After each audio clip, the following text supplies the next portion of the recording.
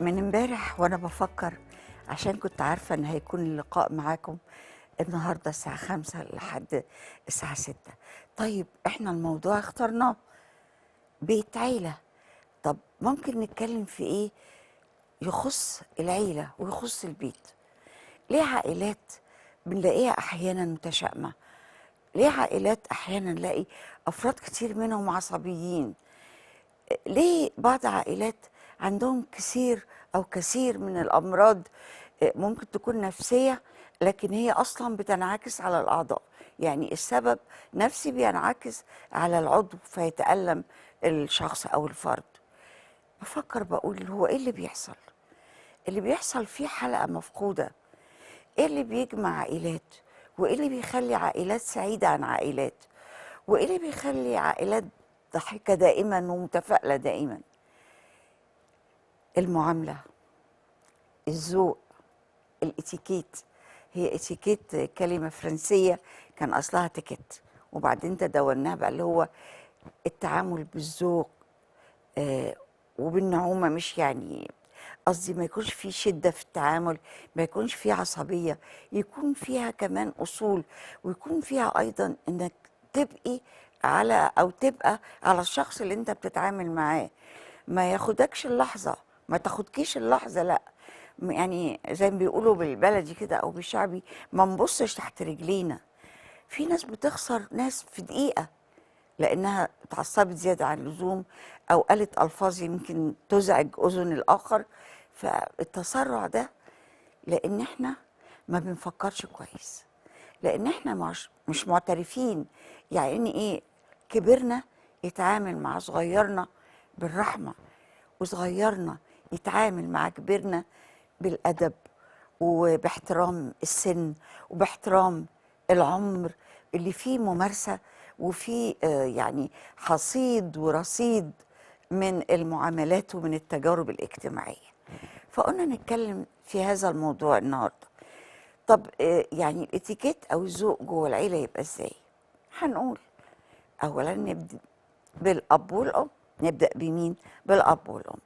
تعرف الزوجه، واحنا دايما بنتك على المراه لانها برضو مشاعرها اقوى، قلبها كبير، يعني ربنا سبحانه وتعالى قال ايه؟ امك ثم امك ثم امك ثم ابوك. الجنه تحت اقدام الامهات. يعني حتى بالمناسبه معلومه، يعني العلماء فسروها ان امك الاولانيه لالام الحمل، والتانية لآلام الولادة أو الوضع، والتالتة لآلام الرضاعة. فيعني بس رغم ذلك خصها الله بالتكاثر عن طريق المرأة. المرأة هي اللي بتنجب الأجيال مع الزوج والزوجة. ده اللي بيحصل يعني. فقلنا نشوف. طيب نبتدي. أنا كامرأة لو أنا عملت زوجي باحترام، بذوق زي ما بيقولوا، ما اقولش لفظ مش لطيف لا هو يسمعه ولا اولادنا يسمعونا بنكلم ازواجنا كده. ما هو بيبقى القدوه مين؟ بتبقى القدوه الام والاب طبعا. القدوه الزوج والزوجه. فاحنا ما نعلمش اولادنا حاجات نرجع نشتكي ان الاولاد والجيل ده ومتسرعين وبيقولوا الفاظ يعني ما كناش بنسمعها قبل كده. لا، الاساس يا جماعه البيت. البيت كمان قبل ما يروح المدرسة. المدرسة بتلعب الدور التاني.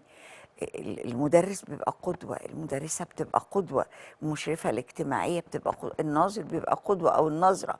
فلما الأولاد بيطلعوا من بيت بيشوف التعامل اللي بالذوق اللي احنا مصرين عليه، يروح للمدرسة بتاعته برضو يشوف ده للقدوة اللي هم معاه، اللي هي المدرسة والنظرة والمشرفة وكده.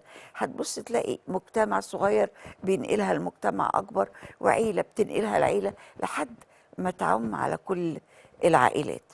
الموضوع كله يا جماعة ما بيستغرقش كتير ولا فيه معاناة كتير، ده بالعكس. يعني ممكن يقول لك التكشيرة بتبقى في كذا عضلة بتشتغل في الوش وبتؤدي إلى ظهور التجاعيد بسرعة، مرأة عن مرأة أو رجل عن رجل.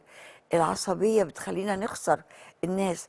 إن أنا عايزة الناس تعاملني بذوق، فأنا أبدأ بنفسي أولا. أنا إيه اللي بيضايقني؟ هذا الشيء يبقى أنا ما أعملوش مع الطرف الآخر.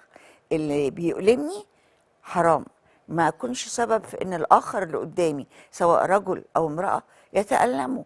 فلو حياتنا مشيت بهذه الطريقه، نشوف غير الزوج والزوجه بيعاملوا بعض ازاي وباحترام ازاي، نبص نلاقي برضو، يعني عشان مجتمع معلش ذكوري لسه شويه، نشوف الاخ الكبير بيتعامل مع اخواته اللي بعديه، او سواء ولاد او بنات بيتعامل معاهم ازاي.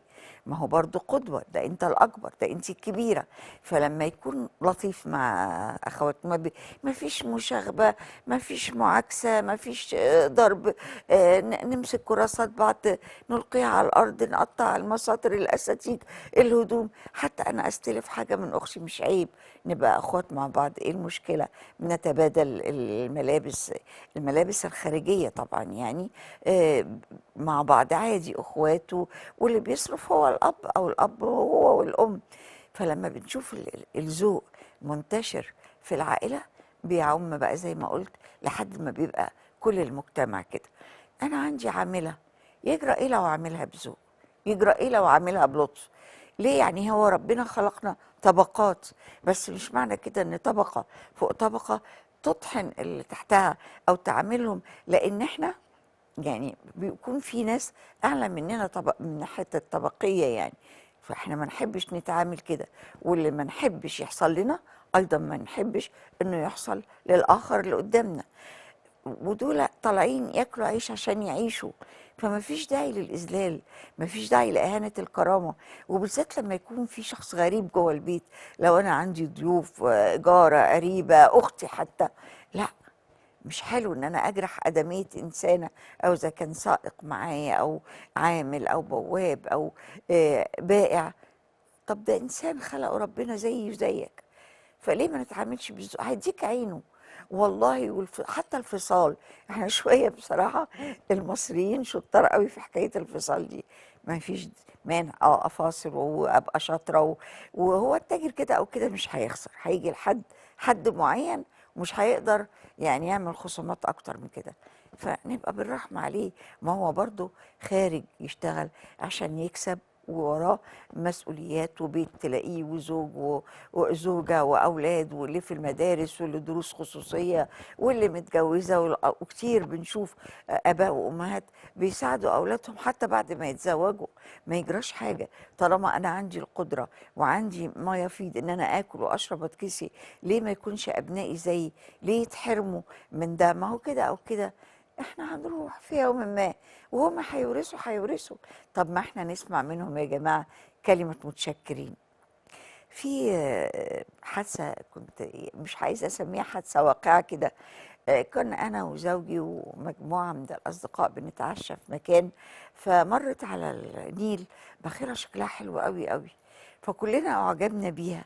فبتقول لباباها آه، يا بابي، البخيرة، الله يا بابي بص، البخيرة دي حلوة قوي قوي قوي. فبص كده قال لها ما هي دي بتاعتنا. بتاعتك يا بابي؟ قال لها اه. قالت له طيب يا بابي مش كنت تقول لي؟